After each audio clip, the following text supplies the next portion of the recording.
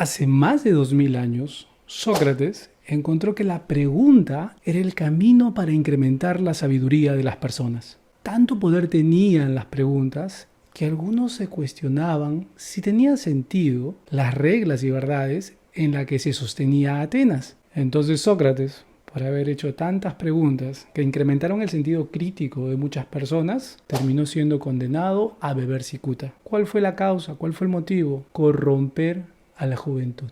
¿Con qué? Con sus preguntas. En los últimos 30 años, algunos sabios de nuestro tiempo, como John Whitmore, Thomas Leonard y Tim Galway, desempolvaron la fórmula de Sócrates y volvieron a traer la pregunta como una herramienta de desarrollo. Esta vez la denominaron coaching. Pero un momento, ¿qué pasó entre Sócrates y la herramienta de coaching de los últimos 30 años? ¿Cómo se intentó desarrollar a las personas? Y en la respuesta está el problema, con puros consejos. Piensa en la mamá, el jefe, el amigo, la prima, la tía, los colegas. Todos tienen consejos que dar. Pero dar consejos no está mal, ¿no? ¿O sí?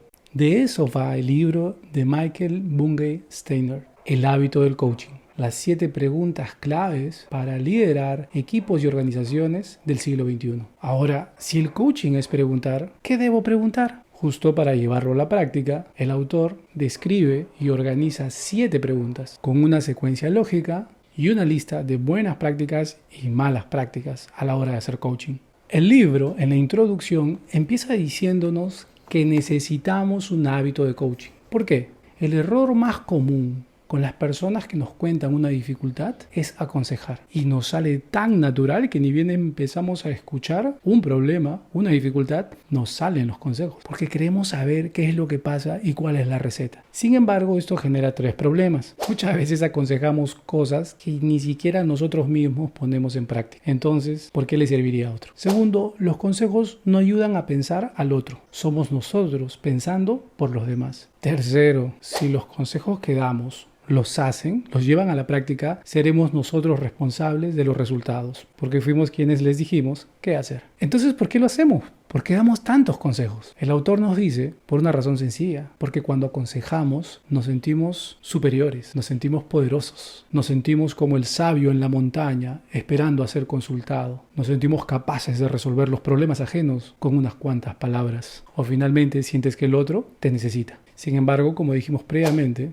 ya Sócrates desde hace más de 2000 años encontró que más ayudamos a las personas haciendo preguntas que dando consejos. Entonces nunca debo dar consejo. Si el otro no sabe y tú eres experto, no hagas coaching, haz mentoría. Cuando el autor habla de un hábito, no lo hace de forma retórica. Se detiene en varias páginas explicando las investigaciones actuales respecto al hábito. Entonces, antes de ir con las 7 preguntas, te hace 4 recomendaciones que vienen de bibliografía respecto a los hábitos. De Leo Babauta y su libro, El gran libro de los hábitos Zen, nos recomienda lo siguiente: si vas a cambiar un hábito, no lo conectes a un beneficio personal, sino a un propósito. ¿Y qué es un propósito? Es cuando la razón de ser está en un impacto sobre otros. Un ejemplo que cuenta el autor dentro de su libro es que cuando quiso dejar de fumar para estar más saludable, no funcionó. Sin embargo, cuando conectó el objetivo de dejar de fumar por su esposa, por su hija y estar más saludable para ellos, lo logró. Es interesante este tipo de consejo porque muchas veces algunos autores nos dicen: céntrate en ti, enfócate en ti. Pero las investigaciones de Leo Babauta muestran lo contrario, que a veces un motivador más poderoso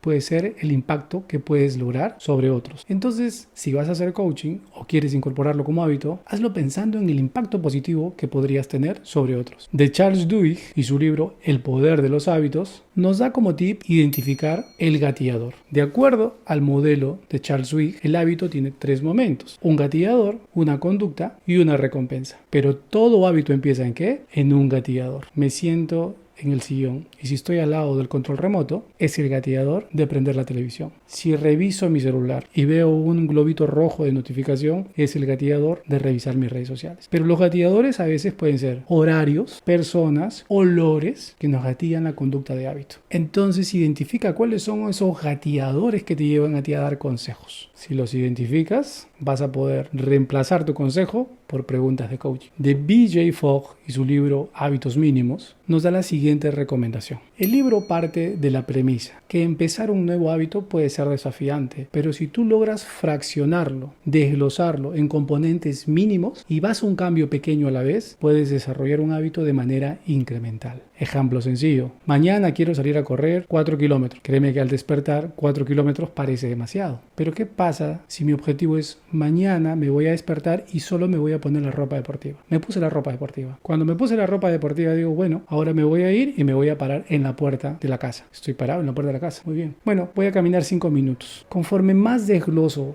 un hábito grande, lo hago más accesible. De eso se trata hábitos mínimos. ¿Cómo lo puedo aplicar con el coaching? No quieras empezar dominando las 7 preguntas. Solamente puedes ya empezar con reemplazar los consejos con algunas preguntas. Que la premisa sea antes del consejo, al menos una pregunta. Y del libro de Jeremy Dean y su libro Making Habits, Breaking Habits, define qué vas a hacer cuando falles. Es decir, incorporar un nuevo hábito no te va a salir perfecto. Van a haber momentos en que caes o resbalas en el viejo hábito. Entonces debemos evitar el efecto what the hell, o qué diablos, o qué demonios. ¿Cuál es ese efecto? Es cuando de pronto, ¿no? Yo estoy en una dieta y hoy día me pusieron un postre, unas donas, unas pizzas, y ya que rompí mi dieta digo, ay, qué demonios, y me voy con toda la pizza. O estoy evitando el tabaco y ya terminé probando un poco de tabaco otra vez y dije, ay, ya qué importa, what the hell, qué demonios, y vuelvo y me entrego al viejo hábito. No, cuando te encuentres frente a estas situaciones debes tener un plan de salida, un plan de rescate. ¿Qué voy a hacer cuando falle en el sostenimiento de mi hábito? ¿Cómo hago para volver al camino? Esto va a hacer tu proceso de cambio más resiliente. Entonces, relacionándolo con el hábito del coaching, podría ser que cuando empieces a notar que estés dando consejos, trata de adicionar otra vez pregunta para volver al camino del coaching. Muy bien, vayamos ahora sí con las 7 preguntas. Es importante entender que en el mundo actualmente hay distintas escuelas de coaching. Yo soy psicólogo de profesión, pero me formé en el año 2012 en coaching ejecutivo. Mi tipo de formación es coaching pragmático, pero también existe coaching ontológico, coaching con PNL y otras variantes. Sin embargo, a pesar de que las escuelas son diferentes, todas comparten transversalmente lo mismo: la pregunta como herramienta de desarrollo. Y las preguntas de coaching siempre buscan hacerte consciente de 3 grandes aspectos: el momento actual, el lugar deseado en el futuro, eso que quiero lograr, y el camino que debo recorrer para lograr. Esos podrían ser, digamos, los 3 tiempos importantes. Entonces, las 7 preguntas de Michael Bungay-Stanier también buscan más o menos cubrir esos 3 tiempos en la conversación. ¿Y él lo hace basado en qué? Bueno, él, además de ser coach, es formador de coaching. Tiene una consultora que se llama Box of Crayons, que entrena en coaching a miles de líderes en Canadá y Estados Unidos. Entonces de ahí ha extraído estas 7 preguntas, por las cuales vamos a empezar ahora. Pregunta número 1. ¿Qué tienes en mente? Digamos que viene tu hijo, tu colaborador, tu pareja, un colega y te cuenta algún problema, una situación o un dilema. Es el momento de hacer la pregunta 1. ¿Y qué tienes en mente? Como puedes ver, es una pregunta abierta. No podrás responderte con sí o con no, con bien o mal. Para responderla tendrá que mirar en el nudo o caos de lo que está pasando. Javier, ¿y qué pasa si me dice que tengo en mente nada? Es decir, quisiera entender eso. Háblame más al respecto. Si crees que no funcionó y te respondió de manera muy superficial, es que entra al rescate la segunda pregunta. Pregunta número 2. ¿Y qué más? Esta pregunta le da la oportunidad de ampliar las consideraciones respecto a lo que le está pasando. Tengo este problema. ¿Qué tienes en mente? Por ahora creo que la cuestión está en ¿y qué más? Bueno, también debo considerar que ¿y qué más? Es como una insistencia amable. ¿Y qué más estás pensando? ¿Y qué más estás considerando? ¿Y qué más es importante saber? ¿Qué pasa si luego de las 2 preguntas no dice nada? Puedes decir, para poder ayudarte, necesito entender lo que te pasa. Y si no me lo dices, no puedo entender. Si ya has respondido las 2 preguntas para tener el vistazo general, es tiempo de la tercera pregunta. Pregunta número 3. ¿Cuál es el auténtico desafío en esto? Si te das cuenta, la 3 es una pregunta que busca despejar la niebla. Te puede haber mencionado muchas cosas, situaciones, pero esta pregunta lo aterriza en aquello que tendremos que superar ahora. Incluso algo más, singulariza el principal desafío, porque dice, ¿cuál es el auténtico desafío? ¿Qué tienes en mente? Por ahora creo que la cuestión está en ¿y qué más? Bueno, también debo considerar que ¿cuál es el auténtico desafío en esto? ¿Qué tendré que conversar con? Considera que si su respuesta es una lista de desafíos, abórdalo de la siguiente manera. ¿Cuál es el auténtico desafío en esto? Tengo que hacer esto, luego esto, y también lo otro. Entonces repites, ¿cuál es el auténtico desafío en esto? ¿Qué pasa si a esta pregunta la persona traslada la responsabilidad a otro? Ejemplo, ¿cuál es el auténtico desafío en esto? Que mi jefe debería ser así, que el mundo debería cambiar. Y respecto a lo que depende de ti, ¿cuál es el auténtico desafío? El autor nos dice que tú puedes pivotear o saltar o alternar entre la pregunta 1, 2 y 3. Si te responde algo que te parece merece más profundidad, pregúntale ¿y qué más? Pregúntale qué tienes en mente o vuelve a preguntarle cuál es el auténtico desafío. Si crees que está cubierto hasta este punto la información, pasa a la siguiente pregunta. Pregunta 4. ¿Qué es lo que quieres lograr? Nos damos cuenta que la pregunta 1, 2 y 3 nos han clarificado el panorama actual. Ahora esta pregunta nos hace mirar en el futuro, el resultado que espero. ¿Qué pasa si te responde una lista de deseos? ¿Qué es lo que quieres lograr? Bueno, quiero esto y también quiero lo otro y espero que esto suceda y también esto otro. De todo eso, ¿qué es lo más importante que quieres lograr? Con este objetivo aterrizado y claro, puedes pasar a la siguiente pregunta. Pregunta número 5. ¿En qué puedo ayudarte? No te asustes, como dice el autor, porque cuando enseña esta pregunta suelen surgir algunas resistencias. Si le pregunto esto, me podría pedir cosas que yo no quiero hacer. Tareas, encargos, pedidos. Sin embargo, el autor nos dice que tiene una utilidad preguntarlo. Y que no solo es útil, sino que tú también tienes opciones para responder si te piden algo que no quieres hacer. ¿Cuál es la utilidad? Si haces esta pregunta, entenderás mejor por qué acudió a ti y no a otra persona. Además, evita que tú des por sentado que ya sabes qué es lo que necesita de ti o que tú ya sabes cómo podrías ayudarlo. Las opciones para responder te las muestro en el siguiente ejemplo. Si la respuesta que te da es clarificadora, por ejemplo, ¿en qué te puedo ayudar? Solo quería que me escuches. Solo quería descargarme. Esperaba que me digas algo respecto a tu experiencia. Pero ¿qué pasa si la respuesta es un poco abusiva, invasiva o aprovechada? ¿En qué te puedo ayudar? Quiero que te encargues de eso. Quiero que tú lo soluciones. Ahí entran tus opciones para responder. Una opción es decir, sí. Pero si lo que tú crees es que este es un intento de zafar responsabilidad y que no te corresponde resolver algo que le corresponde al otro, puedes decir no. ¿Y qué pasa si solo una parte de lo que me dice creo que sí debería asumir yo y una parte debería asumir el otro? Entonces puedes decir no más sí. Es decir, no me podría hacer cargo de este alcance que me pides, pero sí puedo hacerme cargo de esto. O por último, la cuarta opción que nos dice el autor es déjame pensarlo. Es decir, no necesitas dar una respuesta en ese momento, sino tomarte un tiempo para elaborar y luego decir qué es aquello que consideras apropiado hacer. Con esto más claro, vamos a la siguiente pregunta. Pregunta 6. ¿A qué le estás diciendo sí y a qué le estás diciendo no? Esta es la penúltima pregunta. Como ves, busca que la persona defina qué hará y también qué no hará. Si la respuesta que te dice está bien, por ejemplo, para ir aterrizando, ¿a qué le estás diciendo sí y a qué le estás diciendo no? Bueno, lo que sí haré es... y lo que no haré es esto. Pero ¿qué pasa si todavía la respuesta es vaga y no aterriza? Ejemplo, para ir aterrizando, ¿a qué le estás diciendo sí y a qué le estás diciendo no? Es que no sé qué hacer. Bueno, el autor dice, siempre tienes las opciones 1, 2 y 3. ¿Y qué tienes en mente? ¿Cuál es el principal desafío? ¿Y qué más? Y si aún así es vaga la respuesta, puedes decir, bueno, no necesitas responder ahora, te puedes tomar un tiempo para pensarlo y puedes llevarte estas preguntas como una tarea de cosas que requieren aterrizarse. Si completaste esta pregunta, puedes pasar a la última. ¿Qué te ha resultado más útil de esta conversación? Ojo con la pregunta. No dice ¿qué te pareció la conversación? Dice ¿qué fue lo más útil? Para que se centre en la información o reflexión que más le va a servir. Si la respuesta está ok, por ejemplo, ¿qué te ha resultado más útil de esta conversación? Creo que ahora ya sé por dónde. Creo que saber que está en mis manos. Pero ¿qué pasa si te dice que nada le resultó útil? ¿Qué te ha resultado útil de lo conversado? Nada, no fue útil lo conversado. ¿Qué es lo que sí te resultaría útil para esta situación que estás enfrentando?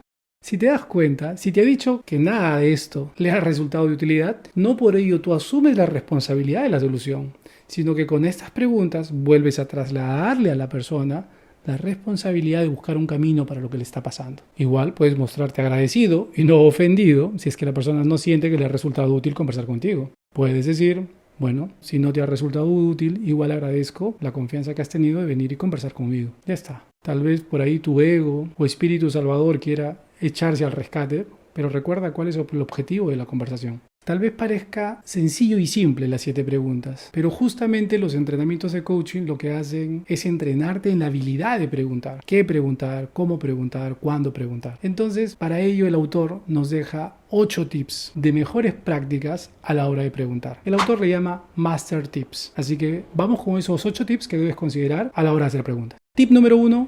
Haz la pregunta de una en una. Cada pregunta tiene un objetivo de reflexión. Precipitarte simplemente a completar las 7 es una mala idea. Además, no ayudará a que la otra persona se tome su tiempo y pueda elaborar una respuesta. Tip número 2. Déjate de rodeos y haz la pregunta. Las preguntas de coaching no son como las preguntas para invitar a salir a alguien. Estuve considerando, no sé cómo lo tomarás. Simplemente entrega la pregunta. De forma directa y cálida, haz la pregunta. Y que tu rostro acompañe con paciencia e interés la respuesta. Tip número 3. No hagas preguntas retóricas para disfrazar los consejos. Ejemplo, ¿y has hablado con tu pareja? Quiere decir que aconsejo que hable con su pareja. ¿Y ya has intentado la metodología X? Quiere decir que le aconsejo usar la metodología X. ¿Has considerado, te parecería, y ya has visto, detrás de ese tipo de preguntas o elaboraciones hay un consejo escondido? Tip número 4. Enfócate en las preguntas que empiezan con ¿qué? Las preguntas que permiten cavar más profundo en las reflexiones son las preguntas abiertas. ¿Qué te llevó a esa decisión? No es lo mismo que ¿por qué decidiste así? En mi experiencia, y esto no necesariamente viene del libro, las preguntas con la palabra ¿cómo? También son de mucha ayuda para entender o profundizar en las reflexiones. Ejemplo, ¿cómo te ves hoy? ¿Cómo lo abordarías? ¿Cómo te sientes al respecto? Tip número 5. Intenta acostumbrarte al silencio. Una de las cosas más incómodas en una conversación de coaching es el silencio prolongado tras hacer una pregunta. Sin embargo, la incomodidad es más un problema tuyo, es decir, de quien está preguntando, porque esa incomodidad viene de lo que pasa en nuestra cabeza. ¿Me habrá entendido? ¿Pregunté bien? ¿Reformulo mi pregunta? ¿Estoy quedando mal con mi pregunta? El autor nos pide cambiar ese paradigma y centrarnos en la persona a quien estamos haciendo la pregunta. Porque como él dice, el silencio tras una pregunta es un indicador de éxito. ¿Por qué lo dice? Porque el silencio representa una búsqueda activa de respuestas. Representa procesar todo lo que hay dentro. Si hubiera claridad en la respuesta, ya te lo hubiera dicho. Y si no la hay, por último te lo preguntará. No entiendo la pregunta, pero acepta el silencio como parte de la conversación. Tip número 6. Escucha las respuestas con verdadera atención. El autor nos dice que un foco común de distracción es estar pensando en la siguiente pregunta. Sin embargo, cuando estás pensando en la siguiente pregunta sin haber escuchado completamente la respuesta, te arriesgas a hacer preguntas desconectadas. Tip número 7. Confirma las respuestas ajenas. Si bien los gestos pueden denotar atención, también pueden haber expresiones verbales que confirman que estás conectado con lo que te dicen. Ejemplo, entiendo, ajá, ya veo, suena bien, ¿todo eso pasó? Ok. Todas estas expresiones son formas de validar que estamos siguiendo la conversación del otro y además animan al otro a seguir compartiendo. Y el tip número 8 es aprovecha todos los medios para hacer preguntas. Este tip va más allá de la conversación de coaching. Se conecta más con la idea de hacer el coaching un hábito de nuestras interacciones en general. Si tu nuevo hábito es empezar preguntando más, esto se va a notar cuando llegas a una reunión y tal vez empiezas con las preguntas. ¿Y cuál es el principal desafío? ¿Y qué tienes en mente? ¿Qué quieres lograr? Turn the Ship Around. Este libro, escrito por David Marquet, nos cuenta la historia de un capitán de la Marina norteamericana que estuvo a cargo del submarino Santa Fe. Bueno, él se dio cuenta que su tripulación no hacía nada sin su autorización, sin su indicación, es decir, no tenía autonomía. Y era un submarino que trasladaba ojivas nucleares. Entonces era importante que todos sepan qué hacer. Entonces decidió implementar una práctica. Cada vez que un marinero se acercaba a él pidiendo una indicación, él hacía una pregunta. Mi capitán, ha sucedido una tormenta aquí en el Pacífico. Y él decía, ¿qué podemos hacer? No sé, tal vez reportarlo, mirar opciones de cambio de ruta. ¿Y para eso qué deberíamos hacer? Tendríamos que consultar aquí o consultar allá. Como ves, lo primero que hacía es preguntar, porque preguntar permitía para él saber qué es lo que el otro sabe, pero para el propio marinero saber y hacerse consciente de que hay cosas que están al alcance de su conocimiento y eso le ayuda a desarrollar criterio. Entonces lo que hacía es hacerlos pensar. Cuando se trataba de algo que preguntan y verdaderamente no saben, y el marinero decía, es que no sé, yo tengo recién, es mi primer viaje. Bueno, cuando algo así sucede, lo que hay que hacer es esto. Hay que tomar este procedimiento. Es decir, alternaba entre el rol de coach y el rol de mentor, pero no sin haber agotado primero las preguntas. Conclusión, el coaching es una herramienta poderosa de desarrollo, pero no es la única herramienta. Su poder más bien está en combinarla junto con otras herramientas de desarrollo. Si este video te genera muchas otras preguntas sobre el coaching y el abordaje, deja tu comentario con tu pregunta. Si es algo que está en el libro, pues con todo gusto te responderé lo que cuenta el autor. Si es algo que está fuera del libro, intentaré responder desde mi experiencia, interactuando, dando coaching ejecutivo a distintas empresas. O si no, lo investigaré, haré la tarea, pero trataré de ayudarte. Nos vemos en el siguiente video.